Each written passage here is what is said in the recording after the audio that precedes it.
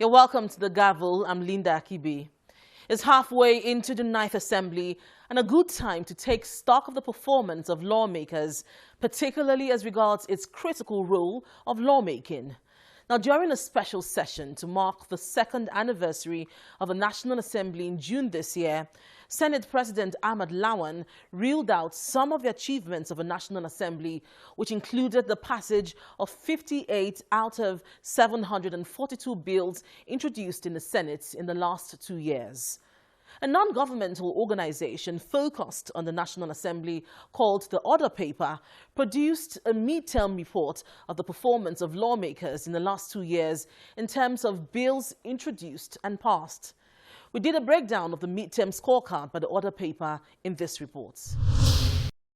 The National Assembly marked its second anniversary on June 11th. The Senate celebrated the anniversary by holding a special session where it appraised its performance and legislative interventions in the last 2 years.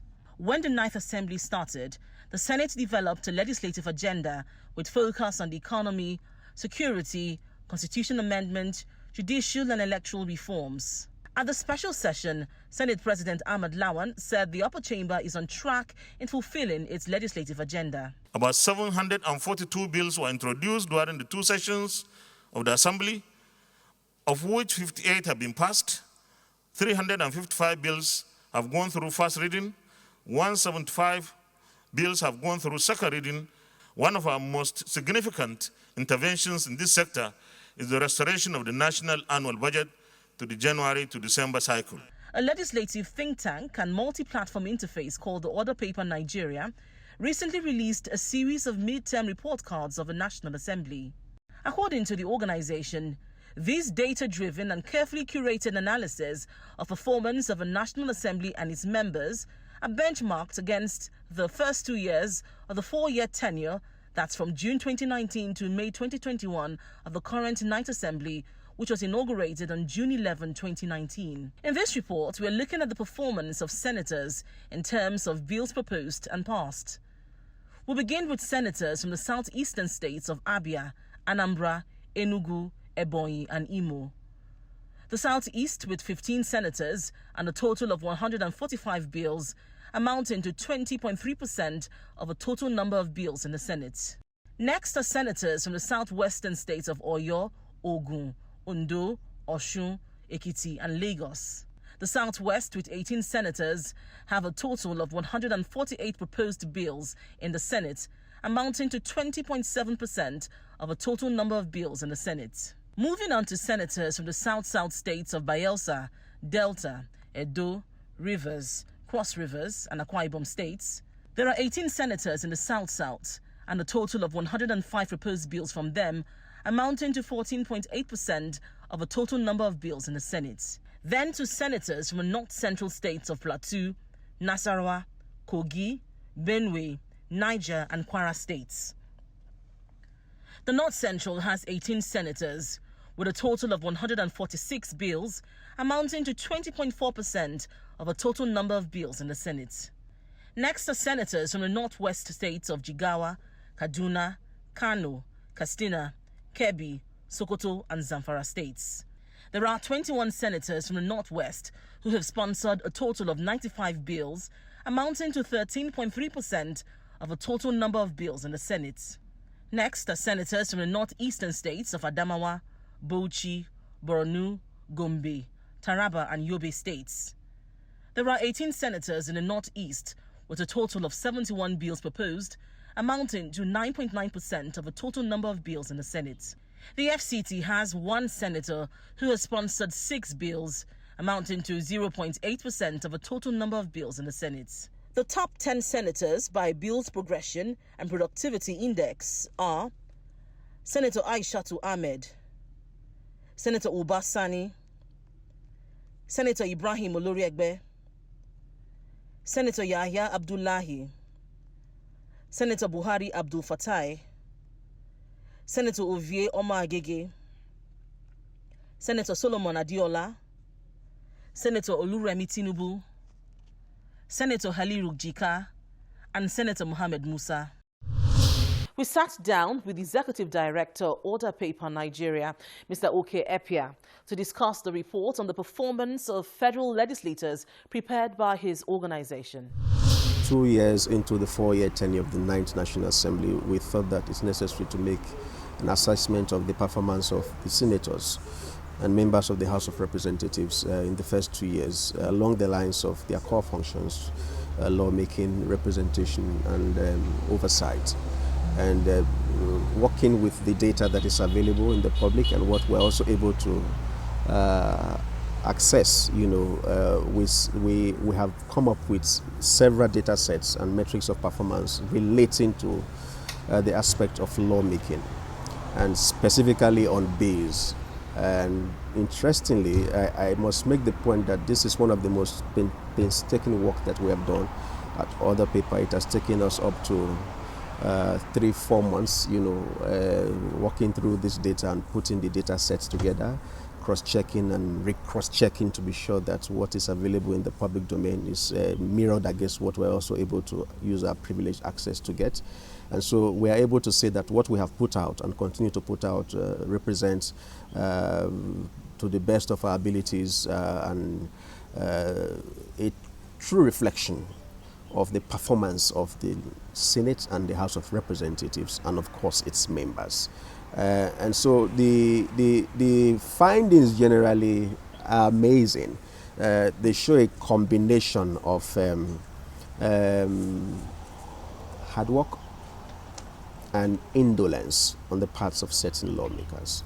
It shows clearly that some lawmakers are in the National Assembly not to serve the interests of their constituents, but also to advance, but unfortunately to advance their own selfish interests. It also reveals those who have not been coming to work.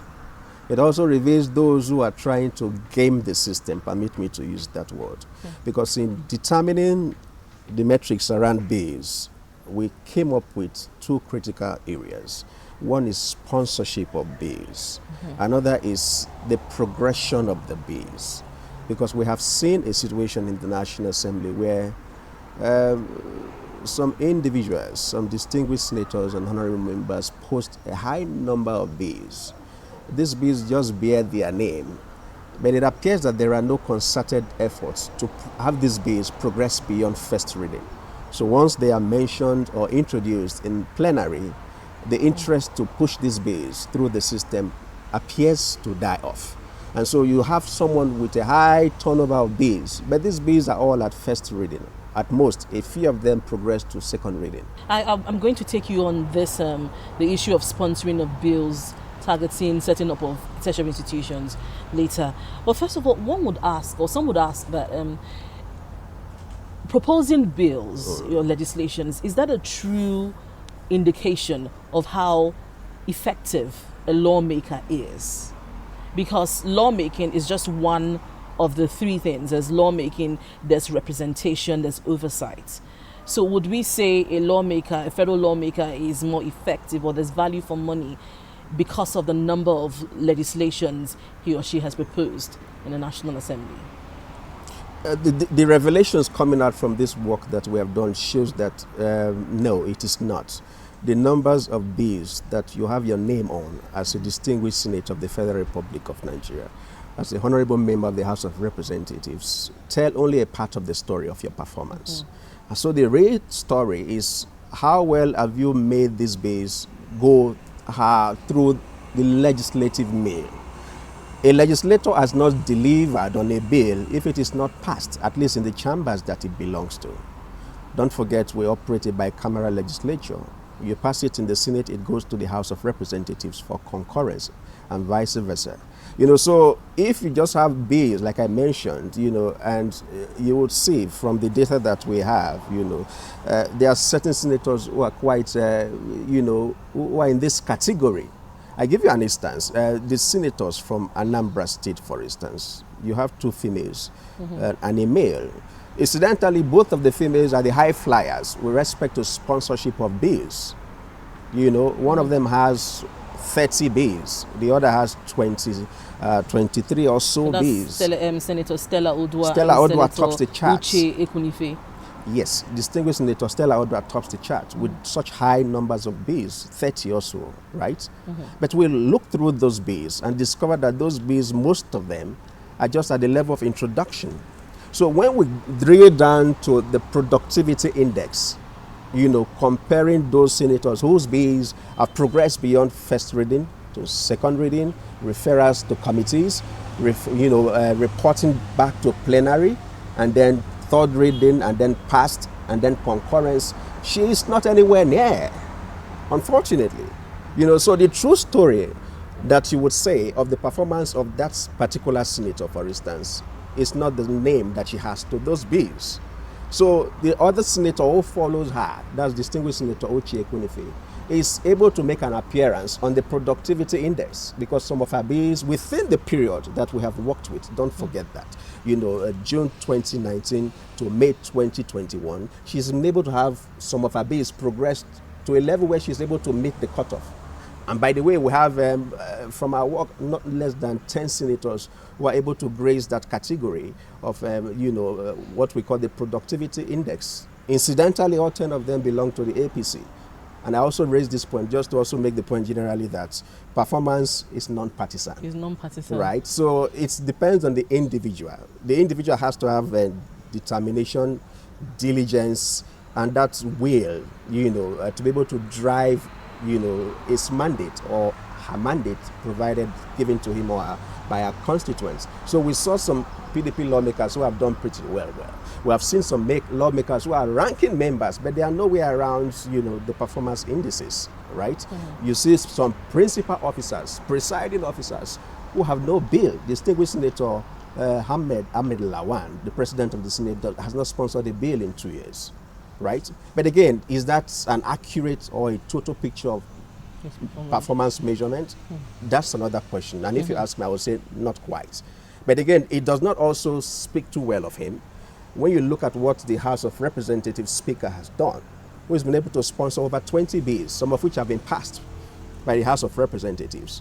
And look at the Deputy President of the Senate, who's got over about 20 or so bills, some of which, in fact, is on the list of productivity index. So being a presiding officer or a principal officer does not excuse your responsibility to advance the cause of your constituency or senatorial district through sponsorship and passage of bills.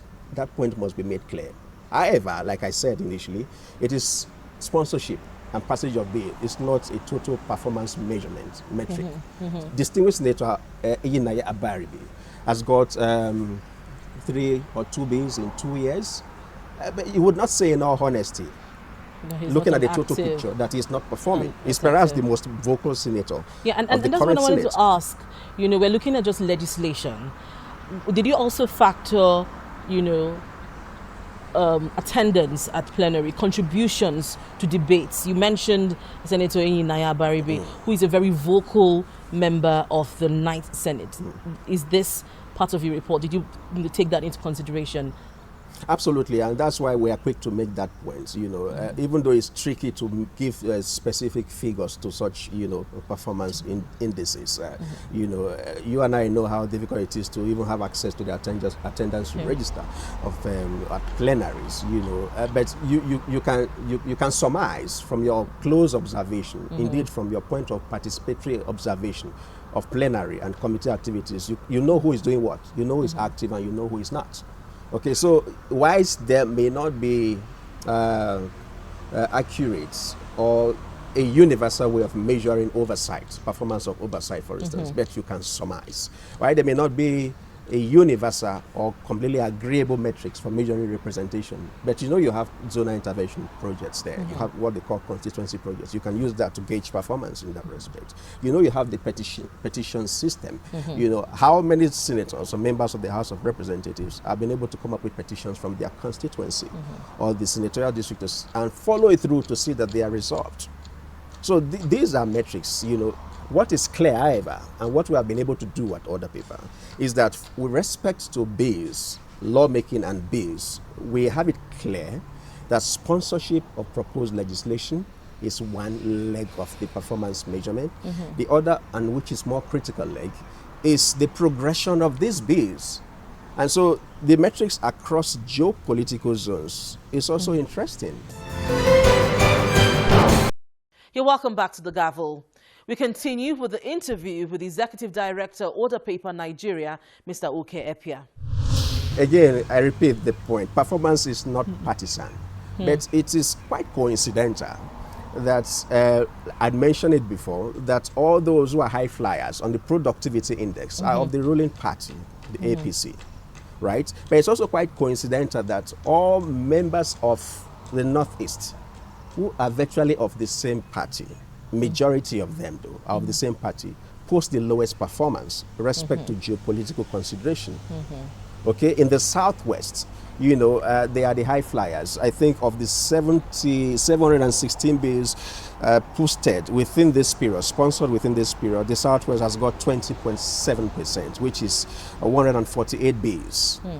You know, the entire Southwest, the entire senators. Southwest made up of 18 senators. Senators and House of Representatives. Representatives. No, just senators. This is just the figures for senators. 18 of them. Okay, they got 148 bills, which is 20.7% of the entire bill sponsored in the Senate within the period. This is followed by the North Central, and this is an interesting case. They have 146, which is 20.4%, 18 of them. The Southeast, which has 15, you know, they have 5 states, you know, 15 senators, you know, they come third with 145 bills. And thanks to the volume from Anambra State, where you have Stella Odua and Uche Ekwunife, distinguished senators, you know, the ramping up the tally. You know, they have 145, which is 20.3%. Come to the South-South, which is next, they have 105 bills within this period. And the Northwest, which has the highest number of senators. You know, they have 7 states in that zone.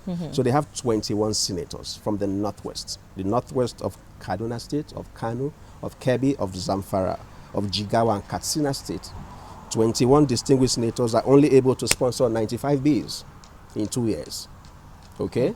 Which is just 13.3% of the total tally. You know, I already mentioned that of the Northeast. So you see that again, performance is not by location or by the party that you belong to. It's also by the zeal. I give you an example. One of those on the productivity index who has done pretty well is from the Northeast. He hasn't got lots of bills. Distinguished Senator Aliru Jika from Bauchi State. I think he's got just 2 bills or so, a few number of bills. But he's been able to progress the bills beyond just mentioning. I think 1 or 2 of them has progressed up to committee stage or thereabout. So it features on the productivity index of Order Paper. He's from the Northeast. Compare that to his colleagues, you know, some of whom are former governors, some of whom are ranking members. Now, we're still talking about productivity and bills and legislation. Some have said, looking at the issue of value for money for lawmakers, that it's also difficult to even monitor the activities of our representatives in the National Assembly, because many of them do not have websites itemizing their bills, their motions, their oversight, what they are up to. Even the National Assembly website has been down for some time, you know, and even when it's up, it's not concise and does not contain enough information for Nigerians to even understand and monitor the activities of our representatives in the National Assembly. Unfortunately, I hate to say this, but the National Assembly website is a thorough mess. It's an embarrassment to the institution. And that point has been made or has been acknowledged even by principal officers of the National Assembly. So I wonder why they are not fixing it, right? As to individual lawmakers who care less about communicating with their constituencies, with their various publics, again, this is where the work that we are doing at Order Paper comes in. We want to trigger an accountability amongst the citizenry. So we put out this data and this scorecards, this report cards, so that citizens can know. Because, I mean, hitherto, they didn't have perhaps a way of knowing that this is how well or this is how awful my representative in Senate is performing, or my representative in the House of Rep is performing. But we have taken this, burden to put out this data and this scorecard so they can see and know, because it's the responsibility as an elected official to communicate with those who gave you a mandate. But if they wouldn't do that, I mean, we have provided this data. So it's now for them to speak to this data and use it to hold them to account. So what we are doing basically is legislative accountability. And we want to deepen that process. This is not by any means meant to, we didn't set out to want to embarrass anybody. We didn't set out to want to put anybody in the spot. It is data, usable format with which the public can engage. You see the infographics, beautiful infographics, we put them out there with their faces and the number of the bees. And so there is no hiding place. You know, it's only a matter of time before they come to the point of realization that, look, it's inevitable that we must now communicate with our representatives. Well, this is not to say that a couple of them do not do that. A couple of them host town hall meetings, you know, where they make certain stewardship reports. You know, how detailed or how inclusive that is another matter. A couple of them have websites. A couple of them engage with the media, you know, where there's some that you do PR stories and all of that. But the real nitty-gritty of performance appraisers, it requires an objective, independent third party to do. And that's the gap other people is filling. And that has always been, you know, a question people have asked. The National Assembly oversights the other arms of government. Who oversights the National Assembly? Precisely. You know, so you come to equity and your hands are not very clean. You know, it is one point that we must continue to make. The National Assembly must open itself up for criticisms and for oversight by their masters, the citizens of Nigeria. All these attempts to want to shut the civic space, unfortunately, the National Assembly is deeply involved in it. It's a shame. It's a big shame that you have certain bills that are being considered in the National Assembly, you know, to restrict the voices of people who elected you into office. It's a great thing that, you know, citizens rose up, you know, in unison and shut down, you know, the social media bill. You know, there is also another bill, you know, from one of the senators in Niger State. Incidentally, the senators in Niger State appear to have a proclivity for controversy. They introduce certain kind of bills that are like, where is this coming from? One of them, the other, generator bill. Hate speech bill, the social media bill. All from Niger State. All three senators from Niger State sponsor such controversial anti-people bills. Well, I'm not very sure about the ban on generator bills. I'm not an expert, you know, on energy and electricity. But you see, these are bills that have raised serious controversies.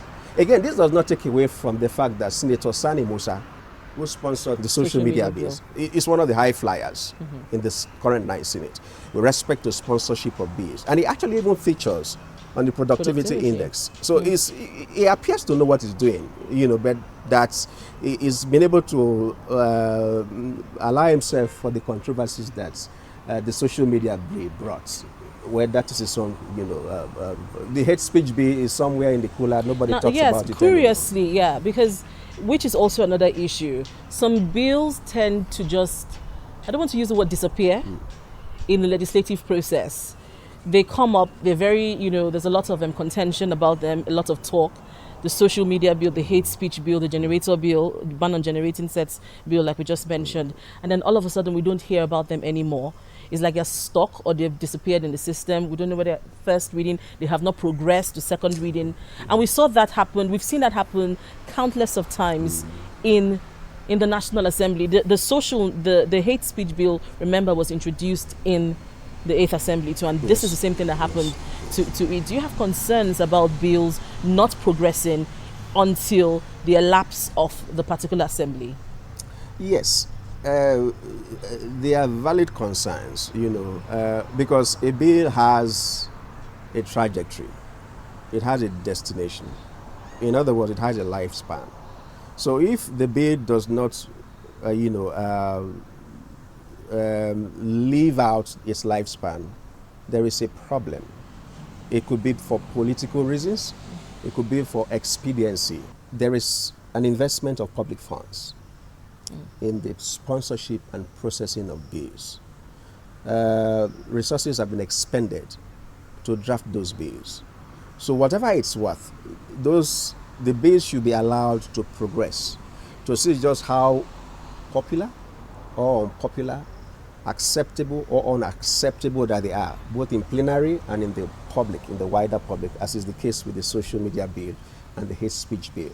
Because if it appears that some bills are just necessarily or tactically kept in the cooler, like it appears to be the case with the social media bill, it has not been officially withdrawn. Yes. The committee has not reported back to plenary after that, public hearing that showed very clearly that nobody wanted that bill except one stakeholder, the Nigerian army. I recall very well. Everyone at that public hearing spoke against that bill. Why has the committee not reported back to plenary on that public hearing? Distinguished Senator Bayami Babidele needs to probably, explain this. He's the committee, he's the chair of that committee. Judiciary. Judiciary, that conduct of that exercise. Now, this is where we call it a day on this week's edition of The Gavel. If you have any views on any of the issues discussed, please email us on thegavel@channelstv.com. Thank you for staying with us and see you again next week.